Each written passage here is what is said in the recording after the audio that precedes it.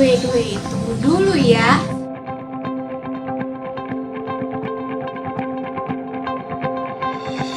Rasanya nggak tahan deh ya kalau nggak ikutan challenge yang lagi viral di media sosial. Tapi hati-hati loh ya, itu bisa jadi celah penipuan. Challenge yang sedang viral di media sosial belakangan ini, AdYours yang meminta para pengguna Instagram untuk membagikan nama masa kecil mereka, tempat tanggal lahir, alamat pos, sampai minta selfie dengan KTP, banyak mendapatkan perhatian dari pakar media digital dan juga Kominfo. Salah satunya adalah pakar IT dari UGM, Bapak Ridi Ferdiana, yang mengungkapkan fitur AdYours ini berpotensi untuk digunakan sebagai penyalahgunaan data pengguna.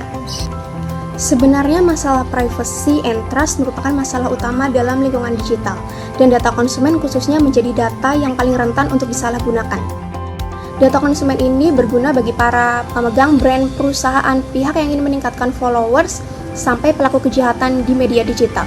Terlebih saat ini kita telah memasuki era big data. Kalau zaman kakek nenek kita dulu mungkin perangnya berupa perang fisik, perang militer, perang perebutan sumber daya alam, lalu berubah menjadi perang ekonomi di era pasar bebas. Yang sedang happening saat ini adalah data war atau perang data. Dalam sektor ekonomi digital, data center adalah poros utama bisnis. Mereka yang memiliki data paling lengkap akan menjadi yang paling kuat. Bayangkan, berapa banyak sih informasi pribadi Anda yang dikuasai oleh perusahaan Google? Dalam digital business dan marketing khususnya, data konsumen sangatlah penting. Fungsinya adalah untuk consumer segmentation. Para marketer akan mengidentifikasi segmen unik dari setiap konsumen dan juga perilaku pembelian mereka berdasarkan data konsumen tersebut. Segmentasi konsumen ini bermanfaat untuk mendukung strategi pemasaran agar tepat sasaran. Jadi fokusnya adalah untuk mempelajari konsumen. Misalnya, value apa sih yang mereka pegang, keinginan konsumen, tujuan pembelian mereka, ketertarikan, sampai pilihan gaya hidup konsumen. Inilah yang disebut dengan psychographic segmentation di dalam e-marketing. Jadi tujuannya adalah untuk mengetahui, misalnya, kecenderungan konsumen untuk menggunakan media sosial, konten apa yang menarik bagi konsumen, dan hal-hal yang memotivasi konsumen untuk melakukan pembelian. Kalau gitu, data apa aja sih yang dicari oleh para marketer? Tentunya bermacam-macam ya, mulai dari contact information seperti nama, alamat pos, alamat email, nomor handphone, platform usage information seperti browser apa yang digunakan oleh konsumen, perangkat apa yang mereka gunakan, sampai resolusi layar yang mereka sukai.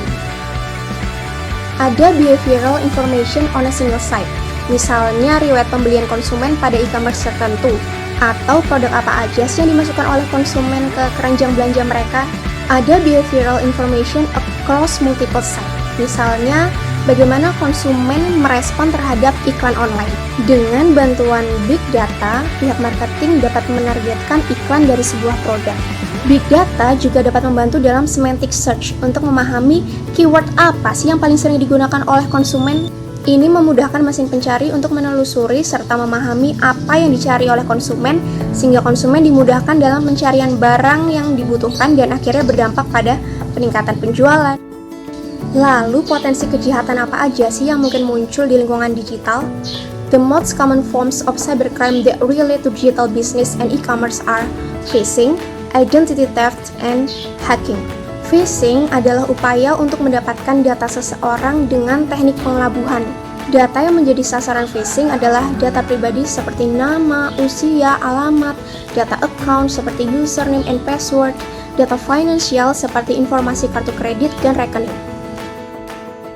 Kegiatan phishing memang bertujuan untuk memperoleh data pengguna tanpa mereka sadari. Padahal informasi tersebut mungkin berpotensi untuk digunakan sebagai kejahatan. Contohnya, kasus PayPal pada tahun 2020. Pihak yang tidak bertanggung jawab menyasar data diri pengguna PayPal melalui email dan mengirimkan permintaan untuk verifikasi data, lalu mengarahkan ke website palsu yang seolah-olah adalah PayPal. Dan ketika mereka mengisikan data diri mereka, dapat deh data konsumen. Lalu ada identity theft atau pencurian informasi. Ini merupakan bentuk penyalahgunaan informasi pribadi konsumen. Misalnya adalah kasus peretasan data konsumen Tokopedia pada tahun 2020 yang lalu. Pihak yang tidak bertanggung jawab menjual data konsumen ini ke dark web. Data yang disasar adalah nama lengkap, username, email, kontak ponsel, password, lokasi, hingga gender. Lalu yang ketiga ada hacking atau peretasan. Ini adalah tindakan menonaktifkan atau menyalahgunakan jaringan komputer atau situs web. Contoh kejahatan hacking adalah pencurian kode booking tiket pesawat, tiket.com, dan Citylink pada tahun 2017 yang mengakibatkan kerugian hingga miliaran rupiah. Kode booking ini dimanfaatkan oleh peretas untuk dijual ke Facebook dengan diskon 30-40%. Wah, menarik sekali ya bagi konsumen. By the way, nggak semua kegiatan hacking itu negatif loh. Ada yang disebut dengan hacker. Hacker adalah pihak yang melakukan peretasan untuk tujuan kebaikan. Misalnya, ketika teman-teman lupa password Gmail, Google dapat melakukan hacking. Atau ketika teman-teman lupa password Instagram, Meta juga dapat melakukan hacking. Berbeda halnya dengan cracker. Cracker adalah pihak yang melakukan peretasan untuk tujuan pribadi mereka atau disalahgunakan. Lalu apa aja sih tips untuk melindungi data pribadi kita? Menurut Kominfo ada beberapa hal yang dapat kita lakukan untuk menjaga privasi kita. Pertama, bijaklah dalam bermedia sosial. Pastikan Anda telah memilih dengan bijak konten atau informasi apa yang Anda unggah ke media sosial. Dan jangan terlalu sering untuk membagikan informasi terkini Anda ya. Lalu lakukan password diversification. Jangan gunakan password yang sama untuk setiap akun yang Anda miliki.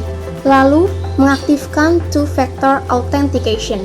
Two-factor authentication ini banyak tersedia di berbagai media digital seperti WhatsApp, Twitter, dan Instagram.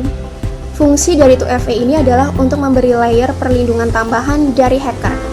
Biasanya saat login WhatsApp, Twitter, atau Instagram, pengguna akan diminta untuk memasukkan kode verifikasi yang dikirimkan melalui SMS atau telepon. Kalau Anda belum mengaktifkan fitur ini, aktifkan sekarang juga ya. Lalu berhati-hatilah dalam mengisikan data pribadi Anda atau ketika mendownload aplikasi tertentu. Pastikan bahwa Anda telah membaca term and condition-nya. Dan pastikan dalam term and condition tersebut dijelaskan bahwa perusahaan bertanggung jawab atas informasi pribadi yang Anda berikan. Digitalisasi itu nyata. Kita mulai beralih dari aktivitas-aktivitas yang kita lakukan secara konvensional ke aktivitas-aktivitas yang kita lakukan di media digital. Digitalisasi menawarkan banyak sekali kemudahan dan juga efek ketagihan menggunakannya. Namun, ada pula konsekuensi yang ditimbulkannya. Data yang digunakan oleh para marketer memudahkan kita untuk menemukan barang dan jasa yang paling sesuai dengan preferensi kita.